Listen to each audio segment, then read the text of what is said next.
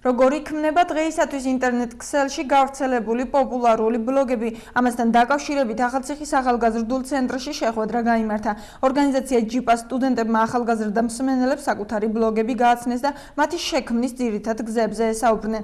შეხვედრის მიზანი სოციალურ მედიაში ახალგაზრდების გააქტიურება იყო.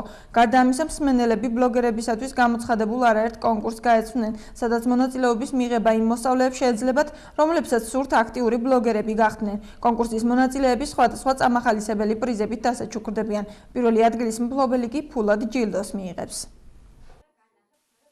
ეს პროექტი ხორციელდება PH International-ის ფარგლებში, რომლის მიზანია ბავშვებისთვის სოციალური მედიის არხების გაცნობა, ანუ მათთვის უფრო კონკრეტულად რო ვთქვათ, ბლოგების კონკურსში მონაწილეობის მიღება, ბლოგების პოპულარიზაცია და ბავშვები გახდნენ აქტიური ბლოგერები, რაც გულისხმობს, რომ აქტიურად ჩაერთნენ სამოქალაქო ცხოვრებაში. ვიტარებენ ტრენინგს ბლოგის შესახებ. ძალიან კმაყოფილი ვარ, ძალიან დაგვაინტერესეს. უკვე მაქვს შექმნილი ბლოგი, ოღონდ ჯერ, ეხლა ხან შევქმენი და არ განმივრცვია.